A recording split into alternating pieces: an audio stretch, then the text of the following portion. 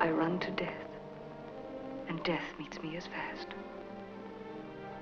And all my pleasures are like yesterday. This bleak quote opens one of the most beautifully eerie, sad, and hypnotic horror films ever made. There are no monsters or supernatural elements. Instead, 1943's The Seventh Victim is a psychological horror about the existential fear of a meaningless life and the spiritual terror of suffering through a life in despair. Oh, and let's not forget the devil worshippers. There's also a satanic cult, but we'll get to that. The plot on the surface is rather simple. After the headmistress of her boarding school informs her that her sister and only living relative, Jacqueline, is missing, Mary Gibson, Kim Hunter in her film debut, heads to New York City to find her. In New York, Mary finds out that her sister Jacqueline has sold her a successful cosmetics business. Why, Mary, I'm amazed. Didn't Jacqueline tell you? She sold the business to me at least 8 months ago. Rented a room that she doesn't visit. The lady rents one of our upstairs rooms, and the chauffeur changes the lock on the doors. Then the lady does not come back. And has a secret husband and a mysterious psychiatrist. Jacqueline is a woman with secrets, and eventually Mary learns the darkest one. Jacqueline is a member of a Greenwich Village satanic cult, a cult whose secrets she has betrayed. Now, Mary must find her sister before the cult can force Jacqueline to pay the ultimate price for her betrayal. The Seventh Victim was produced by Val Lewton. His unit at RKO Studios was responsible for churning out low-budget B-horror pictures with an enviable amount of artistic freedom.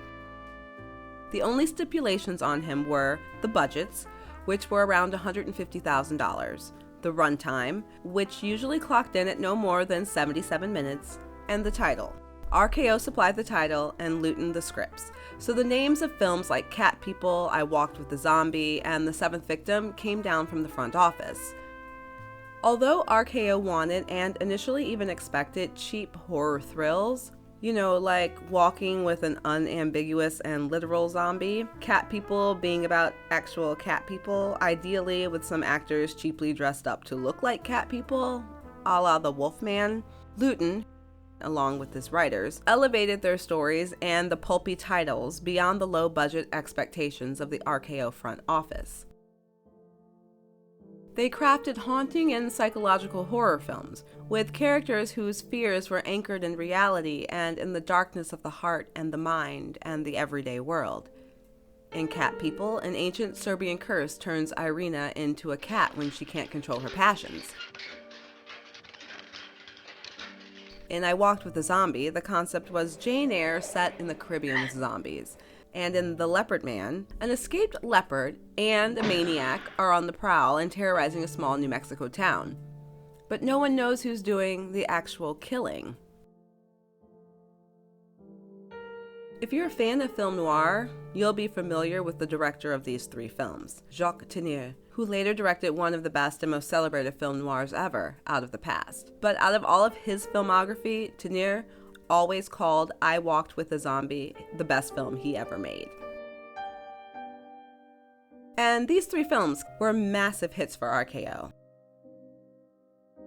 The studio had been hoping to replicate the success of Universal's monster films to save it from total collapse after the devastating financial failures of Orson Welles' Citizen Kane and The Magnificent Amberson.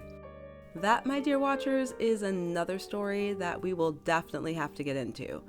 Lewton helped pull the studio back from the brink. Lewton had tastes that leaned more towards the artistic than the commercial. He had come to RKO from working for 8 years as a story editor at Selznick International for frenemy of the channel, David O. Selznick. In his first 3 films for RKO, he'd been able to combine a poetic artfulness with commercial appeal. So it was with confidence in Lewton and his team that RKO handed down the title for the unit's 4th film, The Seventh Victim. And then, studio execs left him to his business. I recently heard The Seventh Victim described as more noir than The Maltese Falcon, and it's true. So are Cat People, The Leopard Man, and I Walked with the Zombie, with their dark shadows and low-key lighting, and the bleak and very fatalistic overtones of despair and madness. Lewton's thematically dark stories called for stylistically dark visual imaginings for the screen. And also, the budgets were so low that leaving things to the imagination and hiding the horrors in the dark saved money. Lewton's method, which he shared in the 1943 Chicago Tribune article, was to make the audience do the work. If you make the screen dark enough, the mind's eye will read anything into it you want.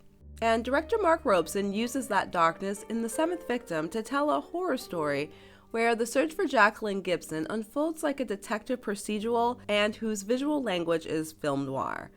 Unlike the universal monsters that terrorize European villagers, these scares happen close to home, amongst the mundane day-to-day life of modern living, in the office building or in an urban apartment building, even in the subway, making them all the more frightening. The film sets a mood. Most importantly, that mood is personified by Jacqueline, and Jean Brooks in the role exudes an unrelenting sense of despair, pathos, and quiet exhaustion. As Mary searches New York for her sister, we learn all about Jacqueline before we even meet her. Jacqueline spoke about you often. I suppose she told you about me. No.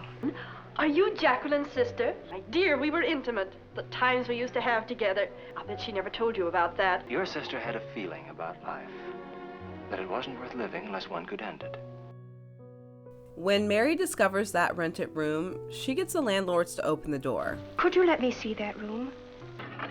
What she finds shocks her.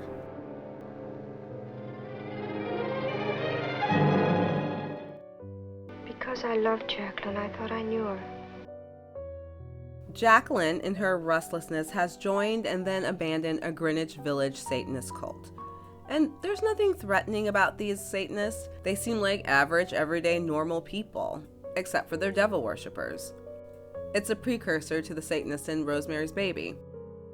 Jacqueline has told her therapist, Dr. Judd, all about the Greenwich Village devil worshippers, which has violated one of their basic rules. Since our order was founded, 6 betrayals have been listed. And 6 deaths as punishment. And now there's Jacqueline. Thus we arrive at the title.